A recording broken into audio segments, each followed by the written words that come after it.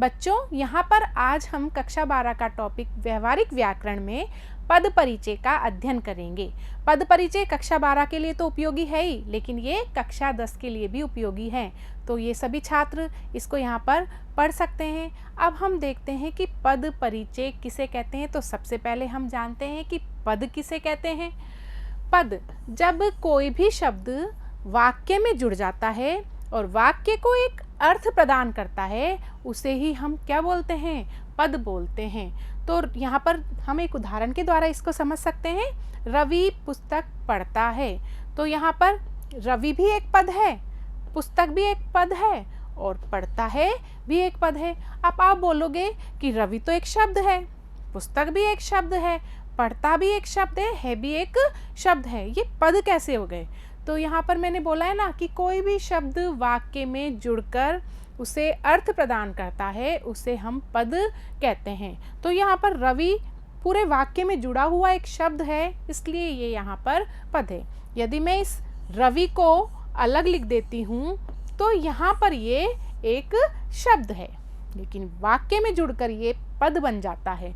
तो पुस्तक भी वाक्य में जुड़ी हुई है यहाँ पर, तो ये भी एक पद है।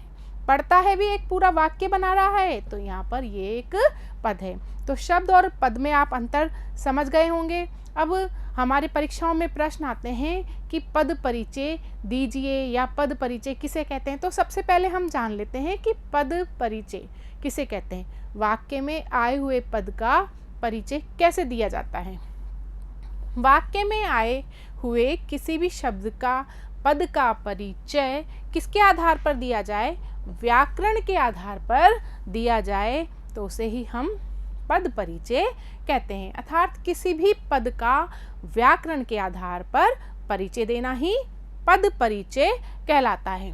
जैसे कि यहाँ पर रवि पद का हमें पद परिचय देना है, तो हमें इसका व्याकरण का आधार जानना होगा कि ये शब्द कैसा है, किस कैटेगरी में आता है। तो हमें पहले पदों के बारे में जानना होगा कि पद कौन कौन से होते हैं। पद के भेद, विकारी और अविकारी। विकारी शब्द कौन से होते हैं, लिंग वचन व कारक के कारण जिनमें परिवर्तन आ जाए। तो इनमें 4 हैं, संज्ञा, सर्वनाम, विशेषण, क्रिया, जिनको आपने पूर्व की कक्षाओं में भी पढ़ा है बच्चों। अविकारी शब्द जिनमें लिंग वचन व कारक के कारण परिवर्तन नहीं आता है। तो यहाँ पर कौन कौन से अविकारी शब्द हैं, क्रिया विशेषण, संबंध बोधक, समुच्चय बोधक और विस्मयादि बोधक।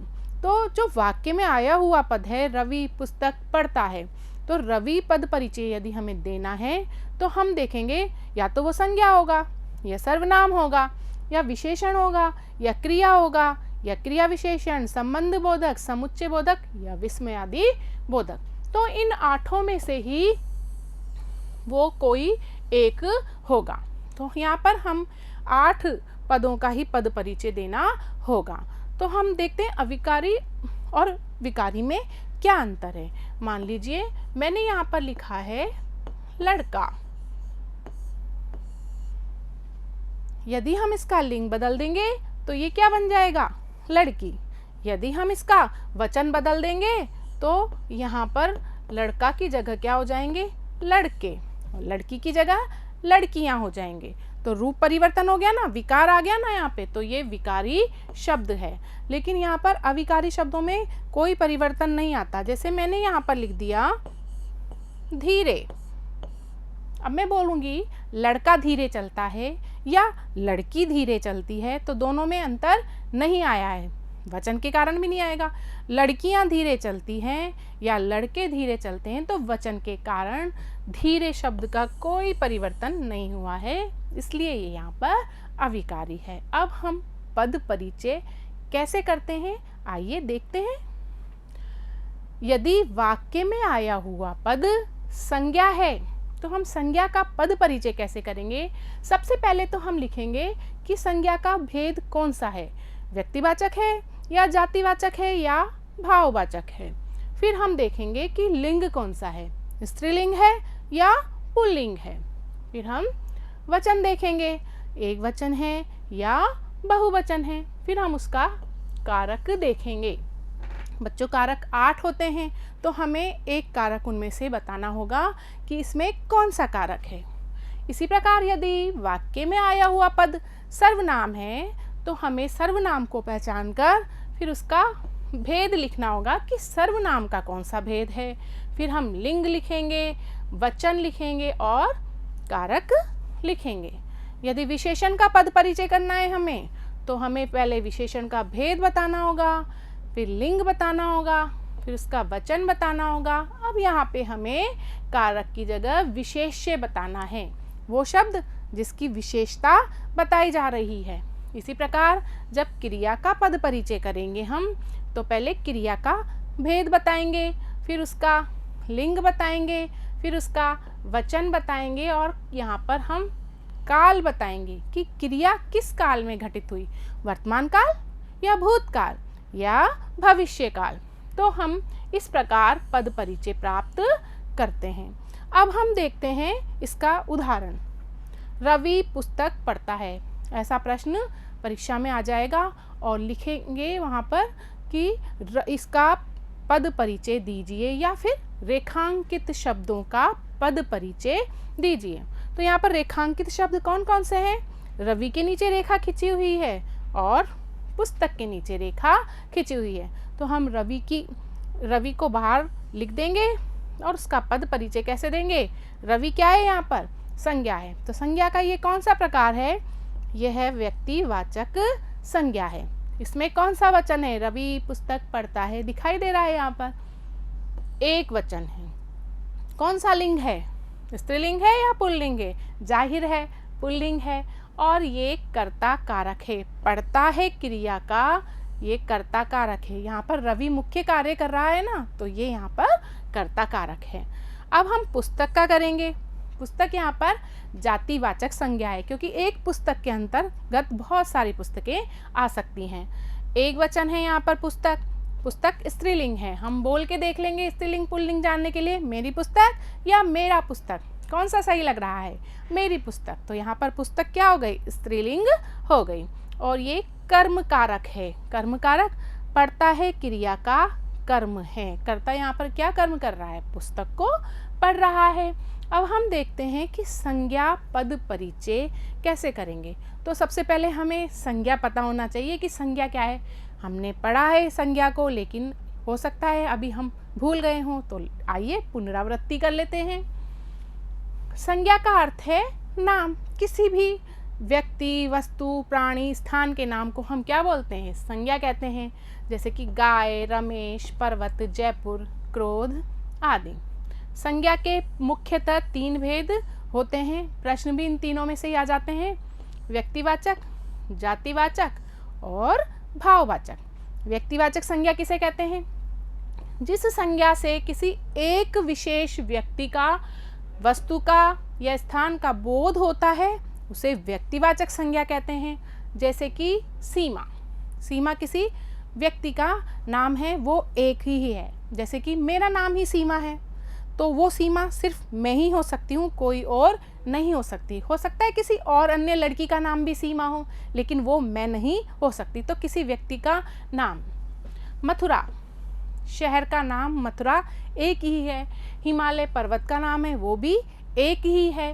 गंगा नदी का नाम है, वो भी एक ही। तो जहाँ पर एक व्यक्ति, वस्तु, स्थान की बात हो रही हो, तो वो कौन सी होगी? वो व्यक्तिवाचक संज्ञा होगी। अब बात करते हैं हम जातिवाचक संज्ञा। किसी प्राणी, वस्तु, स्थान की संपूर्ण जाति का बोध कराने वाली संज्ञा जातिवाचक संज्ञा कहलाएगी। जैसे कि बालक, तो बालक में समस्त बालक आ जाएंगे, तो संपूर्ण जाति हो गई बालकों की। पक्षी, पक्षी में संपूर्ण पक्षी आ जाएंगे, चाहे वो कौवा हो, चाहे वो हंस हो, चाहे वो सारस हो या कबूतर हो। तो संपूर्ण पक्षी आ गए ना, तो वह एक जाति हो गई। पर्वत में भी संपूर्ण पर्वत आ जाएंगे। लड़की में भी संपूर्ण जितनी भी लड़कियां हैं वो सब आ जाएंगी। तो ये जातिवाचक संज्ञा है। भाववाचक संज्ञा किसी गुण, दशा, भाव का बोध कराने वाली संज्ञा भाववाचक कहलाती है।